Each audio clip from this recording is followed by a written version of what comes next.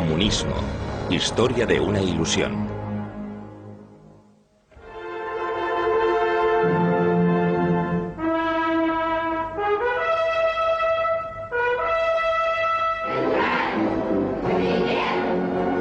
La Revolución de Lenin. 7 de octubre de 1981, Plaza Roja de Moscú. La Unión Soviética en el clímax de su poder. 64 años después de la Gran Revolución de Octubre, Moscú se ha convertido en el centro del comunismo mundial y en la segunda superpotencia junto con los Estados Unidos.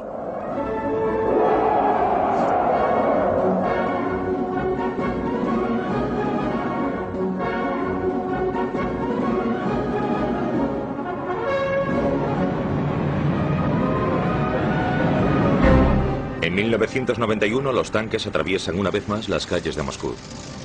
Pero esta vez se dirigen al Parlamento ruso. La facción más dura del partido quiere poner punto y final a la reforma política de Gorbachov. Pero la población de Moscú se revuelve.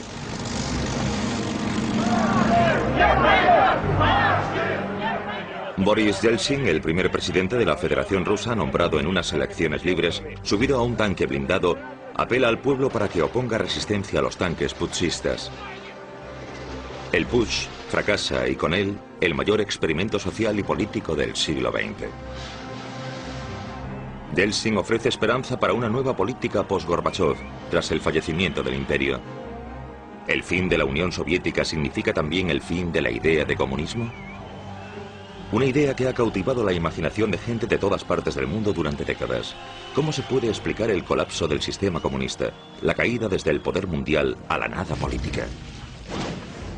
El sistema fue incapaz de reformarse a sí mismo. Esa es la clave del asunto. Las razones parten de los experimentos precipitados de Gorbachov. No tengo ninguna duda sobre eso. Considero que la idea de crear una sociedad perfecta, yendo en contra de la naturaleza humana, está muerta. Porque el error fundamental del comunismo ha sido simplemente el de no comprender la naturaleza humana. El sistema soviético fracasó debido a su absurda idea de que una civilización no podía afrontar los retos de la modernización a través de la industria y de la tecnología informática.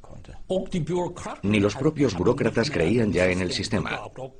La gente del partido se hizo cada vez más cínica y corrupta y actuaban maquinalmente, sin ningún tipo de vigor moral. El presidente Reagan estuvo en el sitio adecuado en el momento oportuno. Se encontró al oso muerto y dijo, lo he matado yo. Alguna gente que llegó al poder nunca debió haber llegado. No tenían nada que ver con la realización de la idea del comunismo. El comunismo como ideología ha sido emancipadora y como sistema de gobierno opresivo. El mito de la Revolución de Octubre. El asalto al Palacio de Invierno, sede del gobierno, el 25 de octubre de 1917, según el calendario gregoriano ruso. Leyenda y realidad. El famoso director de cine, Sergei Eisenstein, ilustró esos dramáticos acontecimientos con imágenes impactantes. En su película Octubre, las masas revolucionarias, lideradas por Lenin, asaltan el palacio. Su propósito, deponer a un gobierno corrupto. Pero en realidad Lenin no estuvo allí. La famosa película era propaganda. La verdad era completamente diferente. Nadie se dio cuenta de la revolución bolchevique. Fue por la noche cuando tomaron los puentes, los bancos y todo lo demás. A la mañana siguiente, los bolcheviques estaban en el poder. La mañana posterior al golpe, el palacio se vio sitiado por curiosos. Apenas había daños, solo unos cuantos cristales rotos. En el Palacio de Invierno no se destruyó ninguna obra de arte. En la bodega se destruyó todo. Por lo tanto, la Guardia Roja pudo... Se bebieron todos los vinos, de 100 o 200 años, los coñacs y todo lo demás acabó roto. Una verdadera pena. Los responsables de todo eso fueron varios cientos de miembros de la Guardia Roja y marinos bajo el mando de Leo Trotsky. Fue la primera evidencia de su talento como estratega. Trotsky, que inició el golpe, dijo una vez que un ejército disciplinado y leal habría sido suficiente para frustrar el golpe, pero tal ejército no existía. El gran vencedor de la revolución bolchevique es Lenin. Su voluntad inflexible dirigida a alcanzar el poder le ayudó a imponerse dentro de su propio partido para hacerlo luego en toda Rusia. Vladimir Ilich Ulyanov nacía en 1870 en la localidad rural de Simbirsk, hijo de un inspector de enseñanza. Su madre, hija de un aristócrata, es una demócrata ilustrada que transmite sus ideales a sus hijos. Vladimir demuestra talento y una inteligencia extraordinaria como alumno. Cuando su hermano Alexander es ejecutado en 1887 por participar en el intento fallido del asesinato del zar, Vladimir elige también el camino de la revolución. Unos años después adopta el nombre de guerra de Lenin. Mirando a nuestros líderes, desde Lenin a Putin, proceden todos de la clase obrera, campesinos o trabajadores con una educación elevada. Todos, excepto el propio Lenin, y eso es crucial. Lenin pertenecía a la aristocracia y de ese modo entrelazó lo antiguo con lo moderno. La actitud de Lenin hacia la autocracia rusa apenas difería de la facción radical, de la denominada inteligencia revolucionaria rusa. Para ellos, el régimen zarista era la encarnación del mal. El zar Nicolás II gobierna un país que se extiende desde Varsovia hasta Vladivostok. Un monarca autocrático que solo respondía ante Dios y ante él mismo. Sus aliados pertenecían a una aristocracia que había repartido el país entre ellos. Una clase alta reducida pero inmensamente rica. Rusia se compone de una sociedad agraria. El 80% de sus 135 millones de habitantes se dedican a la agricultura.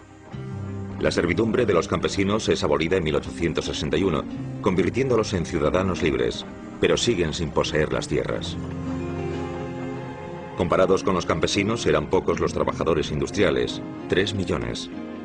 Muchos campesinos huyeron de la pobreza del campo a las grandes ciudades. En las pocas fábricas que había en San Petersburgo, Moscú y Minsk, trabajaban por unos sueldos míseros, a menudo durante 18 horas al día. La población vivía en unas condiciones totalmente infrahumanas, alienada, todos hacinados en pequeñas viviendas.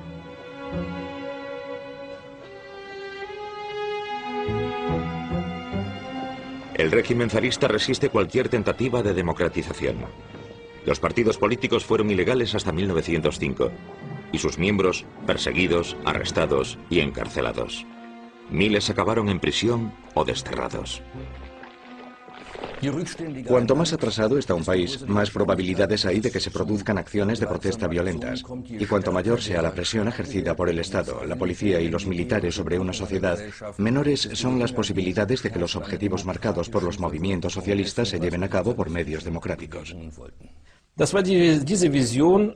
Consistía en la visión de forjar una civitas sin explotadores. Una sociedad igualitaria en la que únicamente existiesen los trabajadores y los explotadores fuesen degradados a ciudadanos de segunda clase. La sociedad occidental más pragmática transformó el marxismo y la socialdemocracia en su interior. La mentalidad rusa quería llevar a cabo todas esas cosas, siguiendo los manuales a rajatabla. En noviembre de 1895, Lenin funda la Liga Revolucionaria para la Liberación de la Clase Obrera. Acusado de agitación política, es deportado a Siberia en 1897. Está casado con la revolucionaria Nadezhda Krupskaya. Después de su deportación, Lenin abandona Rusia camino del exilio. Teórico brillante y orador nato, Lenin se convierte en líder del ala radical de los socialdemócratas rusos. Debido a que la facción que lidera vence por escasos votos en una asamblea del partido, le da el nombre de bolcheviki, que significa mayoritarios. El ala orientada a la democracia parlamentaria, que en realidad era mayor, adopta el nombre de mensheviki o minoritarios. Los bolcheviki abogan de manera inflexible por la dictadura del proletariado. La asunción es la de que la humanidad es buena.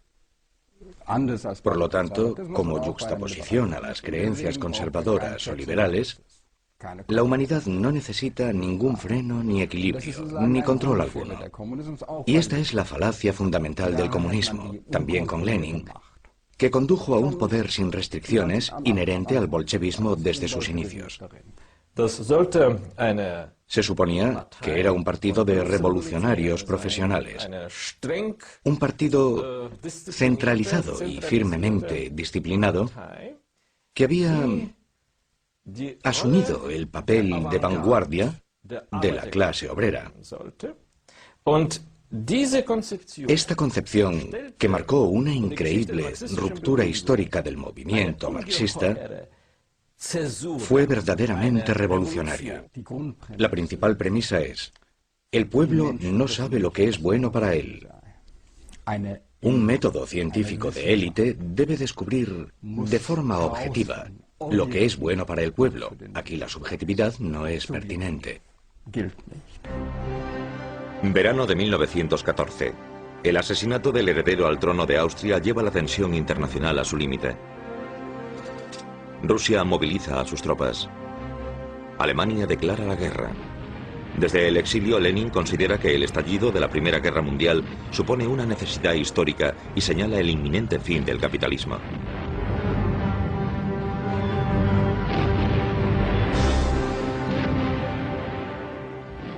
Las privaciones de la guerra intensifican la tensión económica y política en Rusia. La multitud protesta contra el hambre, la guerra, el gobierno y el zar. Nicolás II se ve obligado a abdicar después de la Revolución de Febrero. Se forma un gobierno provisional y consejos de trabajadores y soldados a lo largo de todo el país, los soviets. Las diferencias irreconciliables entre el gobierno parlamentario burgués de Kerensky y los soviets radicales impedían buscar soluciones a problemas urgentes. Mientras la guerra causaba estragos en la mayor parte de Europa, Lenin, exiliado en Zúrich, formulaba su programa radical. Rechazaba una república parlamentaria y en su famosa tesis de abril pide la supresión del gobierno provisional y la asunción del poder por parte de los soviets. La reacción de los camaradas de Lenin en Rusia es poco entusiasta. Uno puede llegar a pensar que el largo exilio de Lenin no le permitía una comprensión acertada de la realidad rusa, que había perdido todo contacto con ella. La solidaridad de todas las fuerzas revolucionarias estaba al orden del día. Es necesario recordar que Lenin irrumpió en la revolución cuando ya se había desencadenado. Él no fue la persona que comenzó realmente la revolución. En esa época él vivía en Suiza, bebía cerveza y discutía sobre economía alemana. Lenin se da cuenta de que debe regresar a Rusia para encabezar el movimiento. Sus objetivos son el armisticio inmediato y una importante reforma de la propiedad. Busca el apoyo de las masas. El gobierno imperial alemán ofrece libertad de paso a Lenin y a otros revolucionarios exiliados. Los exiliados atraviesan Alemania en un vagón de tren sellado. El regreso de Lenin a San Petersburgo debería desestabilizar a Rusia, enemigo de guerra de Alemania. La Revolución Rusa, una oportunidad para el Supremo Comando Militar alemán para finalizar la guerra con éxito en el frente del Este. El eslogan pegadizo de Lenin: "Acabemos con la guerra imperialista ya". Y su otro eslogan: "Robad lo que os han robado", incitaba a los campesinos a confiscarle sus propiedades a los terratenientes. Esos eslóganes tuvieron un efecto enorme en el campesinado ruso y en la clase más baja del país. Y Lenin se adaptó al estado de ánimo de las clases rusas inferiores. A su llegada el 16 de abril de 1917, Lenin es recibido con entusiasmo por sus seguidores. Al día siguiente pronuncia un discurso con su programa ante una asamblea del partido bolchevique.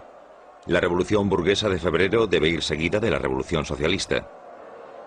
Insiste en esta decisión: una rebelión armada con el objetivo de hacerse con el poder. En mayo de 1917, Leo Trotsky regresa a Rusia. También él, miembro activo del movimiento de la clase obrera de finales del siglo XIX, fue desterrado a Siberia debido a sus actividades clandestinas y vivió durante muchos años en el exilio después de haber escapado. Lenin y él pedían la supresión del gobierno provisional, así como la revolución mundial. Trotsky organiza el asalto al Palacio de Invierno, pone al gobierno provisional bajo arresto y ayuda a Lenin y a los bolcheviques a llegar al poder. Accedió al poder en uno de los países más atrasados del mundo. 140 millones de habitantes, una sociedad agraria, pocos trabajadores en la industria y un porcentaje de analfabetismo del 80%. El país entero estaba en ruinas, destruido a raíz de 3 años de la Primera Guerra Mundial. Y ahora los revolucionarios se enfrentaban a la contradicción de querer construir una nueva sociedad socialista, la contradicción entre luchar por un ideal y la realidad. Inmediatamente después de la victoria de la revolución, el nuevo gobierno, el Consejo de los Comisarios del Pueblo, puso en práctica los planes de Lenin. Para empezar, Lenin ofreció a los alemanes un armisticio inmediato. Bajo el espíritu de la Revolución Mundial, los soldados alemanes y rusos confraternizaron. El otro proyecto de Lenin, la reforma de la propiedad, también se llevó a cabo inmediatamente. Debido a que los soldados campesinos querían volver a casa, se disuelve el ejército. Se expropiaron las grandes propiedades sin ningún tipo de compensación y después de medirlas se entregaron a los campesinos sin tierras. El viejo sueño del campesinado ruso se hizo realidad. Millones de campesinos se convirtieron en propietarios. Por una parte, la doctrina marxista fue muy importante para Lenin. Y la doctrina marxista estipula que esta tierra debe ser nacionalizada. Por otra parte, Lenin poseía un profundo sentido de lo que quería la población agraria, a diferencia de muchos marxistas dogmáticos, incluso pertenecientes al partido bolchevique. Y él sabía que la nacionalización inmediata de la tierra supondría una medida que provocaría el enfado del campesinado y también su rechazo al sistema. Por lo tanto, quiso retrasar esa cuestión durante un tiempo. Lenin era un hombre inteligente.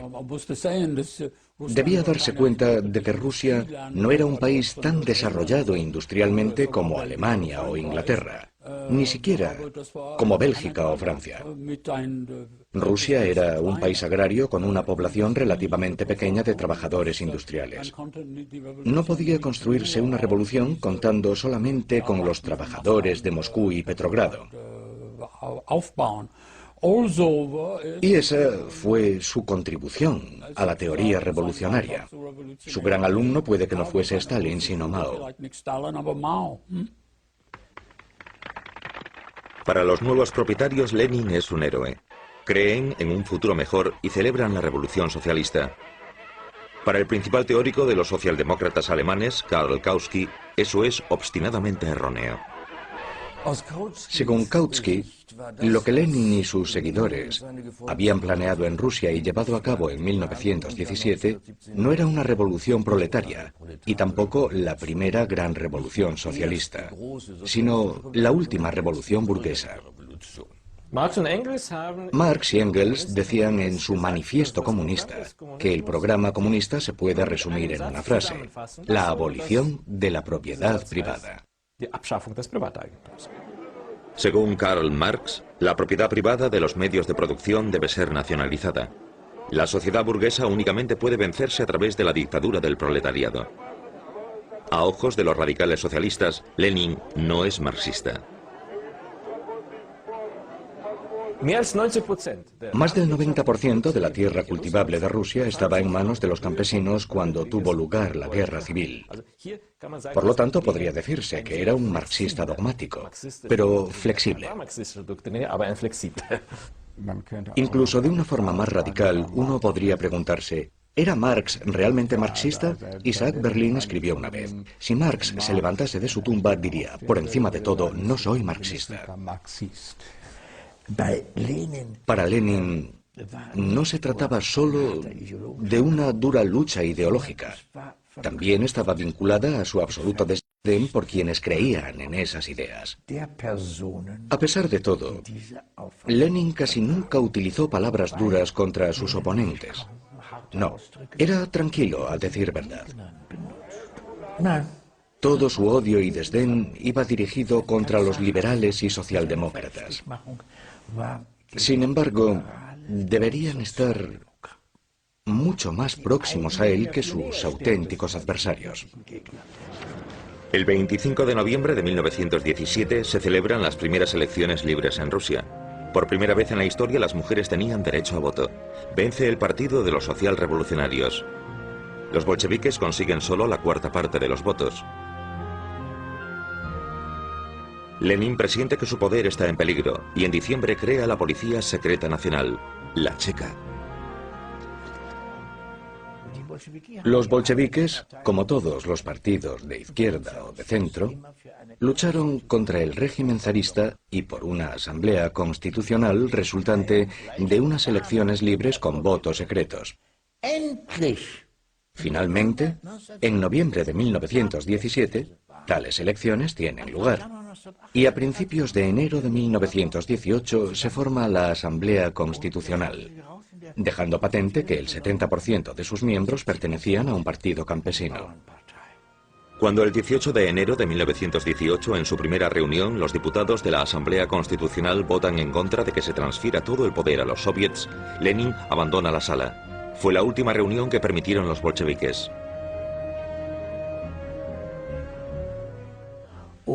Y luego, siguiendo las órdenes de Lenin, la reunión se interrumpió y se disolvió. Al día siguiente, Lenin manda cerrar las puertas y arrestar a los diputados. Ese hecho marca el fin de la democracia en Rusia, después de tan solo un día. Tras la violenta disolución de la Asamblea Constitucional, los bolcheviques rebatieron el principio democrático de adaptarse al deseo de la mayoría. Eso significa que no podían gobernar esa mayoría que los rechazaba, más que con la fuerza y con métodos dictatoriales. La Checa se instala en la Plaza Lubianka, en el centro de Moscú. El primer jefe de la policía secreta del régimen soviético es Félix Dzerzhinsky, un confidente de Lenin. Bajo el mando de Dzerzhinsky, la Checa se convierte en el instrumento más importante para mantener el poder. La Checa, la policía secreta, no se enfrentó únicamente a los que se oponían a la revolución, sino principalmente a los mencheviques y socialrevolucionarios, partidarios de la revolución, pero que no eran bolcheviques. Lenin no estaba a favor de acabar con la autoridad. Decía, la democracia socialista es la democracia burguesa sin la burguesía. La cultura socialista es la continuación de la cultura burguesa sin la burguesía, etcétera, etcétera. El Estado socialista es la continuación del Estado burgués sin la burguesía, sin explotación, etcétera, etcétera. Lenin y Dzerzhinsky tenían un enorme aparato de Estado a su disposición para combatir lo que ellos denominaban la irracionalidad de las masas. Las cárceles de la época zarista no bastaban para acoger a todos los prisioneros capturados por la Checa. Solo 3 meses después de la Revolución de Octubre, los disidentes son enviados a campos de trabajo y sus familiares tratados con el mismo grado de responsabilidad. El confinamiento, la tortura y la muerte son los métodos utilizados por la policía secreta para, según palabras de Dzerzhinsky, salvar la revolución. Este es un intento de adaptar la realidad a la utopía. Una utopía extraída de la realidad. Y esa realidad se revela. Así que uno intenta adaptar esa realidad a la fuerza. Por ello, yo diría que ese intento llevó inevitablemente al terror, porque es imposible crear un paraíso social en la Tierra. Si quieres crear un paraíso en la Tierra, ¿no está justificado? Un poco de terror aquí y allá, si el resultado final es el paraíso. Los bolcheviques llamaron a su sangriento procedimiento terror rojo. En el famoso decreto El Terror Rojo se dice: en la situación actual es necesario asegurar el corazón de la patria por medio del terror. Para proteger a la Unión Soviética de sus enemigos de clase, estos serán aislados en campos de concentración. Las personas relacionadas con organizaciones de la Guardia Blanca con conspiraciones o revueltas acabarán muertas.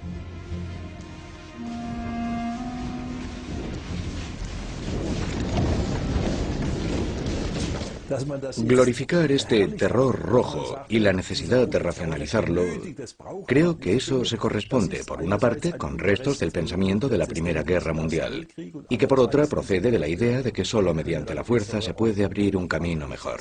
El término terror socialista es una contradicción en sí mismo. Se allanó el terreno para muchas de las cosas que después sucederían bajo el mando de Stalin. El fin justifica los medios, ¿no es así? Y, como se puede apreciar por la acusada defensa del terror por parte de Lenin, no es algo que empezase con Stalin. El gobierno bolchevique recibe amenazas tanto de dentro como de fuera del país. El armisticio con Alemania moviliza a los demás adversarios de la guerra. Gran Bretaña, Francia y los Estados Unidos envían tropas a Rusia. En el sur de Rusia los cosacos se rebelan. Los propios aliados, junto con los antiguos contingentes de las tropas zaristas, forman el denominado Ejército Blanco. Para la mayoría de la población rusa, los campesinos y los obreros que rechazaban el bolchevismo, el Ejército Blanco representaba el antiguo régimen. El mismo antiguo régimen que restituiría el sistema de clases que los bolcheviques habían abolido en 1917. Lenin encarga a Trotsky la formación del Ejército Rojo con obreros y campesinos.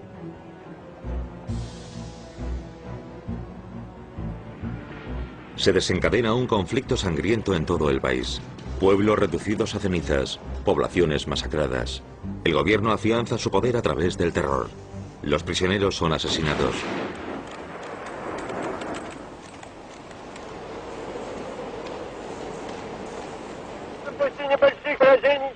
Lenin pide al Ejército Rojo que resista.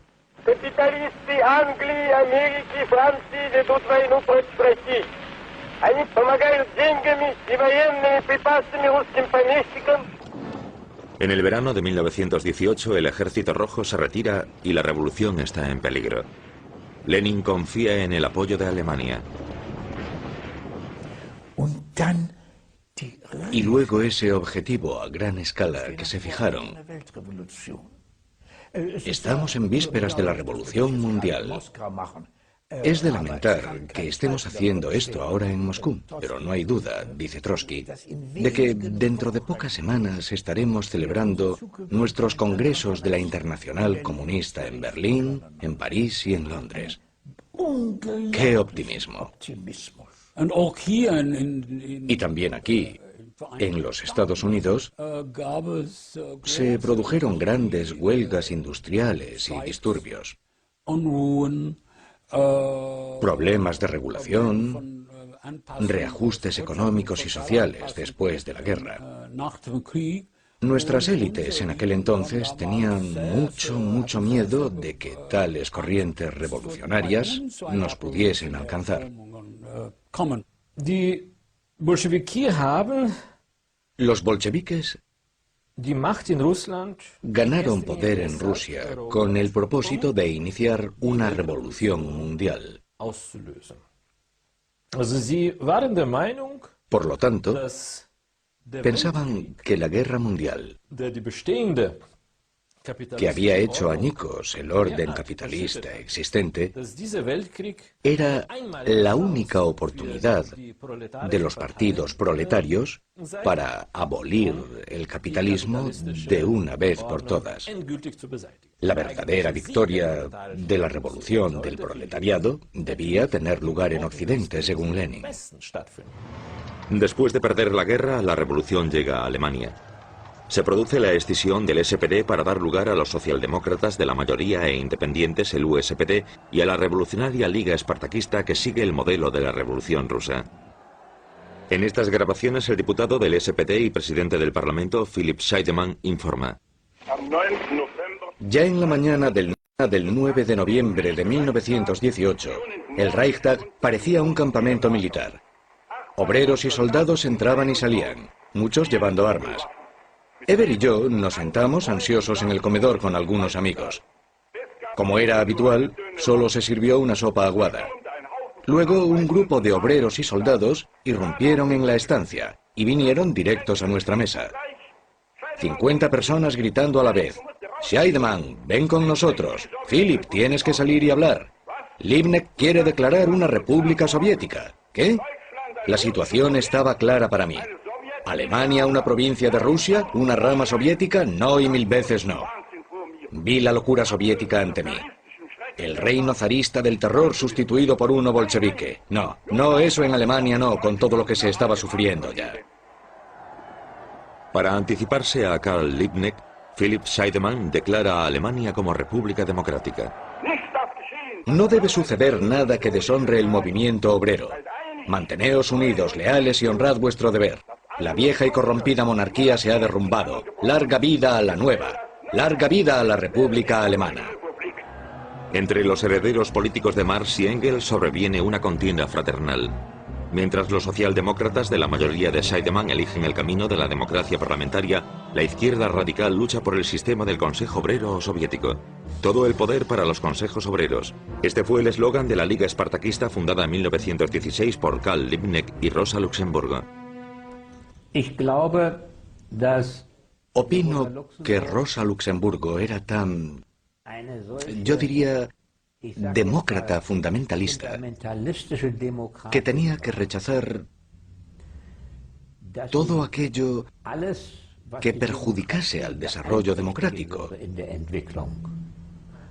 porque eso conduciría al despotismo.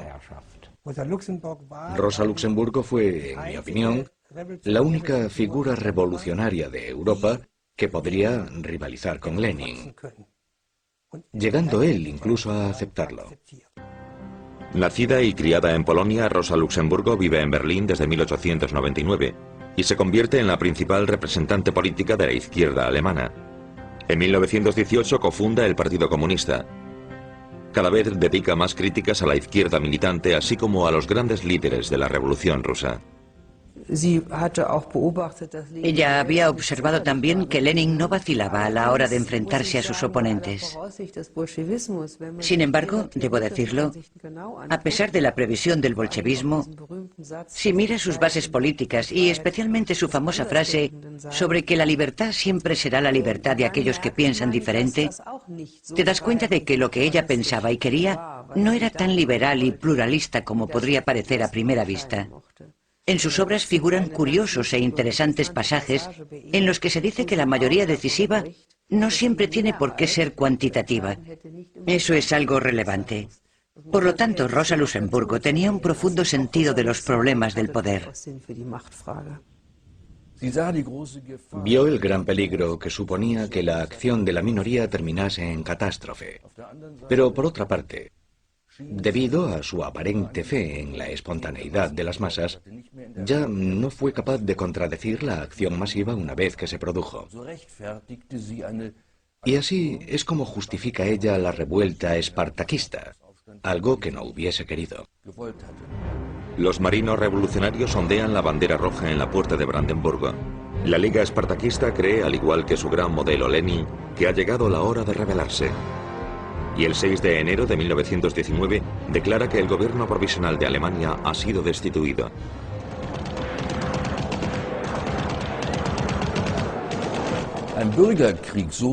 Una guerra civil, como Rosa Luxemburgo la imaginaba, debía declararse en Alemania. Y no quedarse limitada únicamente a Alemania, sino movilizar a los aliados. Eso significaba prolongar la guerra mundial, y eso era una irresponsabilidad a ojos de los gobernantes socialdemócratas, lo peor que podía imaginarse. Para luchar contra los rebeldes, las tropas del gobierno recibieron el apoyo de los Freikorps, tropas voluntarias formadas a partir de la disolución del ejército imperial. La revuelta se sofoca con una auténtica carnicería. Karl Liebknecht y Rosa Luxemburgo son arrestados y posteriormente asesinados por miembros de los Freikorps. Si los partidarios de la lucha de clases revolucionaria no se hubiesen extinguido del sistema socialdemócrata, y si el sistema socialdemócrata se hubiese adherido al dogma de la lucha de clases y al rechazo riguroso a cualquier cooperación con los partidos burgueses, entonces la democracia parlamentaria, denominada la República de Weimar, jamás habría existido. Además, la facción de los socialdemócratas de la mayoría nunca habría sido capaz de hacer lo que debería hacer para asegurar el desarrollo democrático en Alemania, es decir, colaborar con los partidos burgueses moderados. Tanto el requisito previo como el lastre de la República de Weimar fue la división del movimiento obrero durante la Primera Guerra Mundial. El 19 de enero de 1918 se elige el Congreso Constitucional de la República de Weimar. Los vencedores son los partidos burgueses. Alemania es ahora una democracia parlamentaria y una república federal. La revolución siguiendo el modelo ruso ha fracasado.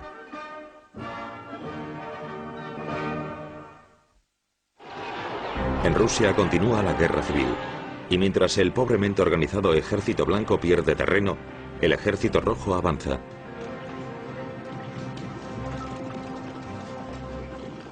Leo Trotsky forma un ejército de 5 millones de soldados. En su famoso tren blindado se dirige al precario campo de batalla y refuerza la disciplina. Los desertores acaban muertos inmediatamente. Las tropas soviéticas vencen al Ejército Blanco y a sus aliados extranjeros.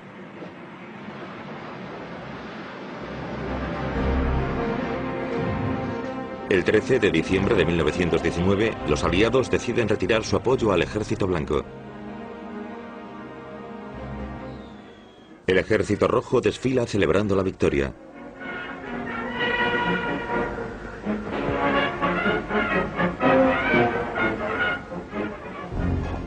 La guerra civil tiene una terrible consecuencia. Los comisarios rojos o bolcheviques son enviados a confiscar comida para el ejército. Los campesinos se rebelan. No atienden ya a sus campos. Y antes de permitir que les arrebaten sus provisiones, prefieren incendiar sus propios graneros. Rusia experimenta la peor época de hambre de su historia. Mueren más de 5 millones de personas. Lenin y sus bolcheviques han ganado la guerra civil. La lucha por el poder queda resuelta y Rusia es el único país en el que la revolución comunista sale victoriosa. Todos los demás comunistas estaban en partidos pequeños, no muchos. De vez en cuando se rebelaban. Entre 1919 y 1924 se produjeron unas 40 revueltas, todas ellas reprimidas, y llegan los comunistas rusos. Lo han conseguido. Eso fue solo el principio. Una verdadera buena voluntad para dejar que los comunistas rusos tomaran el mando. En julio de 1920 tiene lugar en Moscú el segundo Congreso de la Internacional Comunista. La revolución mundial solo puede tener éxito, declara Lenin, si la política y las acciones de todos los partidos políticos se controlan centralmente, desde Moscú. Y a ese respecto, el Partido Comunista Ruso, como se hace llamar ahora, es generoso. Era un secreto a voces que había muy pocos partidos comunistas con dinero suficiente para financiar de manera independiente sus actividades. Todo lo demás se hacía desde Moscú, mediante instructores que llegaban y distribuían el dinero para que se invirtiese buscando el máximo beneficio de la Internacional Comunista y del gobierno soviético. Todos y cada uno de los funcionarios sabían que todo su dinero procedía de Moscú. Con una campaña de propaganda masiva se confía en atraer al pueblo al comunismo. Se envían obreros del partido al campo en trenes especiales para enseñar al pueblo a leer y escribir, a la vez que exponen sus ideas. Tras la opresión y la explotación del pasado, el proletariado debe asumir ahora el liderazgo. En las fábricas decidirán los trabajadores. Se abolirá el sistema de beneficios. Se construirán viviendas, hospitales y escuelas. De ahora en adelante, todo lo que se haga será en beneficio del pueblo. Y serán los comunistas los que muestren el camino hacia ese futuro glorioso. Se emprende la educación sistemática del pueblo a gran escala, basada en los principales ideales humanistas. Uno debe tener en cuenta que el nivel de desarrollo de nuestra sociedad y nuestro Estado no era muy alto en esa época, si se puede decir así. Estábamos empezando a emanciparnos de la oscuridad, el desorden y el analfabetismo que constituía el legado de la Rusia zarista. El 76% de la población era analfabeta. A principios de los años 40, habíamos alcanzado un porcentaje de alfabetización de casi el 100%. Les llevamos cultura y conocimiento al pueblo, acrecentamos su intelecto. Y no iba dirigido solamente a unos pocos, sino a toda la población. Al mismo tiempo, por supuesto, también existía un elemento intimidatorio hacia aquellos que todavía creían en el viejo orden y que tenían una concepción diferente del poder del Estado. Utilizando el mismo método con el que habían ganado la guerra civil, los bolcheviques querían reconstruir el país. El sistema se conoce como comunismo de guerra y se basa en el reparto preceptivo por parte de los campesinos, en la nacionalización y en el trabajo obligatorio o militarización del trabajo, como Trotsky lo denomina. Pero se ofrece resistencia en todo el país. El sistema del comunismo de guerra. La realidad rusa se ve obligada a través de un terror ilimitado a adaptarse a esa doctrina. Ese intento fracasó, en gran medida porque la mayoría de la población, después de haberse ganado la guerra civil, ya no soportaba el reino del terror bolchevique.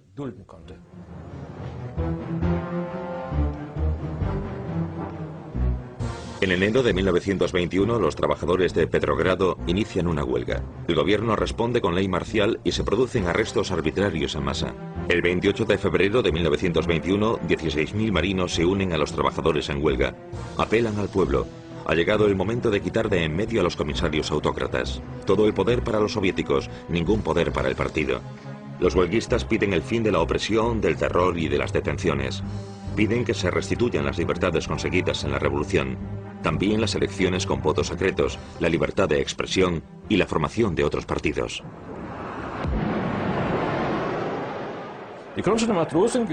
Los marinos de Kronstadt fueron los más ardientes partidarios de la revolución y siempre habían elogiado el liderazgo bolchevique como baluarte de la revolución. Pero entonces los marinos le dieron la espalda al liderazgo autocrático que había destruido los impulsos y las estructuras democráticas. Siguiendo órdenes de Lenin, el Ejército Rojo avanza a través del hielo del mar Báltico para atacar el 7 de marzo. Tras 11 días de duros enfrentamientos, la insurrección de los marinos es brutalmente aplastada. La aniquilación de la rebelión de los marinos de Kronstadt reveló la verdadera naturaleza del régimen bolchevique, ya que los marinos de Kronstadt lucharon contra la dictadura bolchevique en nombre de la democracia soviética. La primera pérdida de inocencia, el primer pecado mortal político, fue sin lugar a dudas el aplastamiento de la rebelión de Kronstadt, porque estaban persiguiendo a los suyos, a los soldados jóvenes que habían respaldado la revolución, pero que ya no resultaban convenientes por la razón que fuese. Si uno es capaz de eso, entonces es que es capaz de otras cosas, como se hizo evidente más tarde. Trotsky observa el desfile que celebra la victoria sobre los marinos de Kronstadt. Muchos consiguieron huir a Finlandia, pero los que cayeron en manos bolcheviques se convirtieron en víctimas de una venganza despiadada. En los primeros juicios públicos de la reciente República Soviética, miles de ellos fueron condenados a muerte o a largos periodos de cárcel. El intento de introducir el comunismo de golpe había fracasado. El fracaso a hacer frente a las necesidades básicas de la población, el hambre extendiéndose por todo el país y el alzamiento de Kronstadt eran claros signos de crisis. Lenin necesita cambiar el rumbo.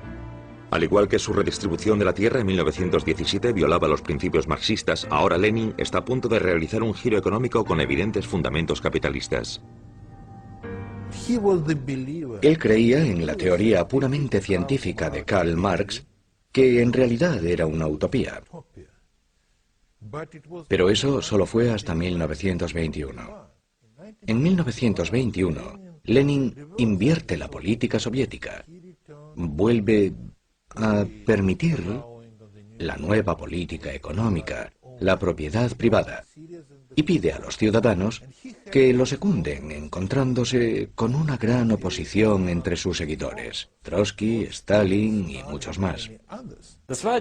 Fundamentalmente se legitimó la idea del mercado libre y de la propiedad privada. Ambas cosas suponían la bestia negra de los marxistas ortodoxos. Por este motivo, muchos funcionarios e idealistas bolcheviques consideraron que la nueva política económica era un revés tremendo.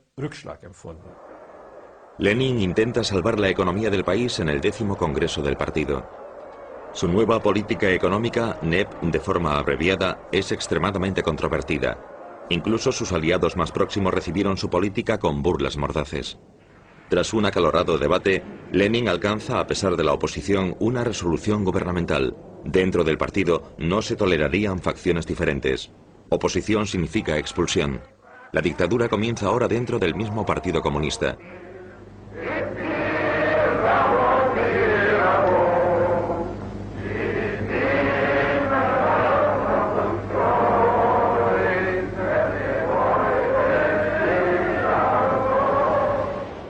La economía rusa se recupera. El optimismo flota en el aire. Pescadores y granjeros venden sus productos en el mercado. Ahora se pueden comprar cosas con dinero y eso se convierte en un incentivo para trabajar. Incluso en lo más alto de la NEP, el nivel de vida de la Unión Soviética y de Rusia alcanzan un máximo histórico. La bolsa y los bancos vuelven a abrirse. Lenin llega al punto de invitar a los capitalistas de Occidente a invertir en Rusia para ayudar a combatir el déficit económico del país. Debemos otorgar concesiones a la burguesía extranjera y al capital externo. Fueron las palabras de Lenin en la Tercera Internacional Comunista. Pero muchos de sus camaradas estaban convencidos de que la nueva economía de Lenin traicionaría los principios básicos de la revolución. ¿Y cuál fue entonces la reacción de Stalin a esas propuestas? Que eran producto de una mente enferma. Gorbachev, que era funcionario del partido por aquella época, sugirió que el decreto de Lenin, que había sido publicado en el Pravda, debería reeditarse en una edición especial únicamente para Lenin, ya que nadie más necesitaba conocerlo. En mayo de 1922, la salud de Lenin se deteriora dramáticamente. Sufre su primer infarto. Le sucederían dos más. Lenin se retira de las actividades gubernamentales. A partir de ese momento se instala en una casa de campo cerca de la ciudad de Gorki. Leo Trotsky parece ser el sucesor incuestionable de Lenin, un intelectual con más carisma que cualquier otro líder bolchevique y un comisario del pueblo que salió victorioso durante la guerra. Lenin, no obstante, seguía vivo y aún no se había decidido su sucesor. Y Trotsky tenía un duro competidor, Joseph Stalin, el secretario general del Partido Comunista. Lenin era un genio de la teoría y la práctica, mientras que Stalin era un genio de la práctica y la teoría. Pero Stalin también era un maestro criminal. Comprendió el papel que jugaba la información. Marx, Engels, Lenin y Stalin se pueden mencionar como un conjunto. Sus enseñanzas fueron realmente trascendentes en la época, pero no por ser eternamente válidas para cualquier tiempo, sino tan solo para ese particular periodo histórico. Lenin era como un artesano en lo que se refiere a descubrir a sus enemigos políticos y poder así destruirlos. Pero podemos decir que Stalin convirtió ese concepto en una industria. La diferencia entre Lenin y sus seguidores era que tras 4 años Lenin comprendió: ya es suficiente, no funciona. Y después de eso ya no creo que fuese marxista, se convirtió en un hombre de Estado y en líder político de Rusia. Coincidiendo con la mayoría del pensamiento del pueblo de la Unión Soviética, yo creía que todo iría bien mientras Lenin siguiese vivo. Supuestamente la gran catástrofe no se inició hasta después de la muerte de Lenin. Mi opinión sobre Lenin es más generosa que la de la mayoría de la gente de hoy en día. La tendencia es intentar desarmar a Lenin igual que a Stalin. Considero eso muy injusto desde una perspectiva histórica. Lenin actuó en el ardor de la revolución y la guerra civil.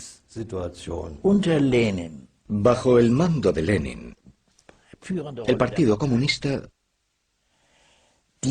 jugó un papel dominante sobre todas las demás organizaciones. La Checa. Hubo cierto número de elementos dictatoriales que sentaron los cimientos de lo que Stalin pudo construir después. Es importante darse cuenta de que el germen del stalinismo es inherente al leninismo. Con un líder distinto, el desarrollo de los acontecimientos podría haber tomado un rumbo diferente, pero ninguno de ellos llevaría al comunismo democrático. En mi opinión, esto supone, como Leszek Kolakowski apuntó tan acertadamente, freír bolas de nieve. Ciertamente, Lenin no habría aprobado los acontecimientos que estaban por llegar.